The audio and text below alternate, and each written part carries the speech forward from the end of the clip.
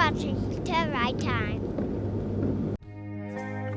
Telluride Time is brought to you by EcoSpaces, Green Building Solutions, a design showroom located in Lawson Hill, supplying green building materials to Telluride and beyond.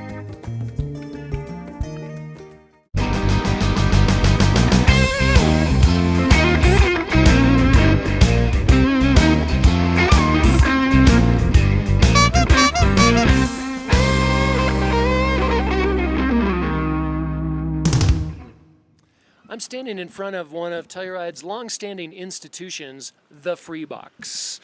Now, the Free Box, if you're not familiar with it, is kind of a community lost and found. You outgrow something and you think it's still got some usable life in it, you put it in the Free Box. You come by the Free Box and you look for something you might need or have that Free Box karma, chances are it just might show up in here, but the great thing is it's all free and it works in a community like ours. As far as I know, the history of the Free Box goes back to 1985 when two local residents, Michael Saffler, who still lives here, and Brother Al Johnson, decided to form the Free Box.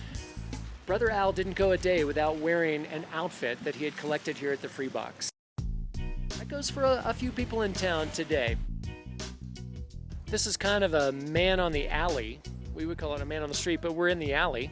And Harold Wanzel, former town councilman, and all around. You ran for town council. Three-time loser. Bonnie Raitt wrote a song for me. Really? I'm a three-time loser? Yeah, Was she referring to you and your campaigns for town council? I just adopted it. You know, the three-time loser happened before me, but I fulfilled the prophecy. Well, some people say the third time's the charm. Maybe the fourth time will be the charm. I can't because that'll ruin it. If I turn into a four-time loser, then I don't have a song. You'd have to contact Bonnie Raitt and have her change the lyrics. Yeah. Now, we were just over at the Free Box, Harold. Now, you're a connoisseur of the Free Box, and you have also helped put out some rules and regulations and kind of police the Free Box to make sure people are doing the right thing. Yeah. You know, people for the very most part are doing the right thing. And, you know, we still do have volunteers. We have to use the volunteers to clean it about twice a week. We have to clean it out. And, you know, we still have trash, but it's miles beyond what it was 2 years ago. I think so. You've made a vast improvement on the general condition of the Free Box. That, you know, a little bit of effort from just the everyday person. You know, this is an everyman thing here you're doing. And, you know, a little bit of effort, a little bit of donations. Hello. You know, and... The Free Box, I think, looks a lot more sightly than it did a couple years ago. And I think it's part of an educational process. If people know the right thing to do, they're more inclined to do it. Well, you know, we've observed some stuff that, you know, I'll be the first to admit we're never going to put a dent in it. Because it's, you know, I guess you could call it a dominant psychology of not wanting to waste anything, even though you've used it up completely. Like a empty can of paint. Why put that in the Free Box? When a painter's done with their jeans, they're done, okay? Don't put them in a Free Box. It's the lowest common denominator. You can't give them to someone else to wear. Exactly. And, you know, the other thing to realize is that we're not an impoverished community. There are families that do need help, you know, but to a point. No one darns socks anymore. The old days, we'd be happy to sew up blue jeans because it's a groovy thing to do. Okay, not anymore. Mullen fabric sewn blue jeans, you know, not anymore. No, and you know, part of that is symptomatic of the bigger problem, which is that now you can buy blue jeans at Walmart for $9.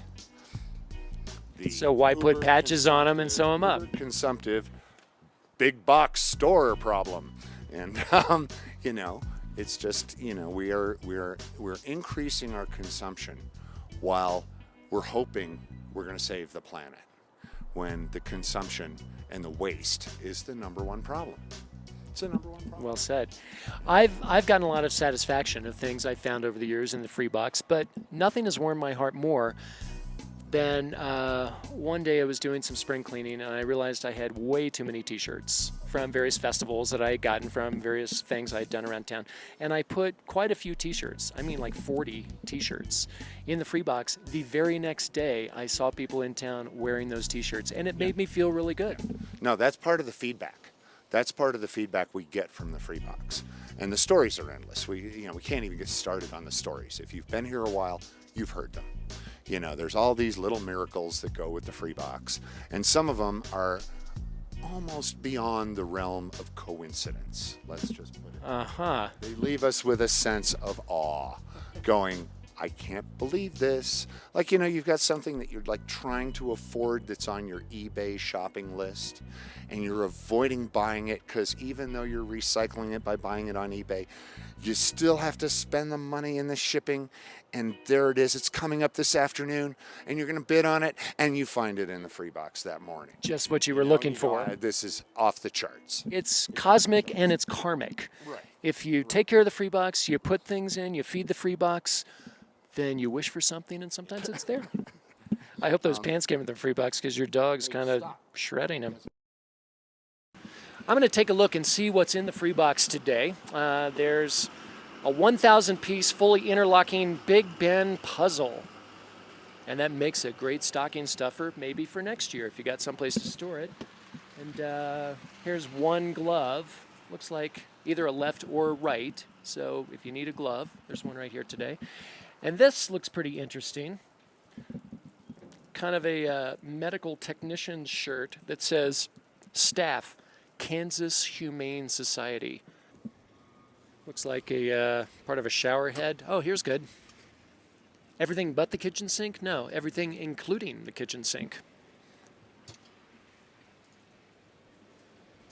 I don't know what that is. Wooden spoon. Who doesn't need another wooden spoon? And a very small hairbrush.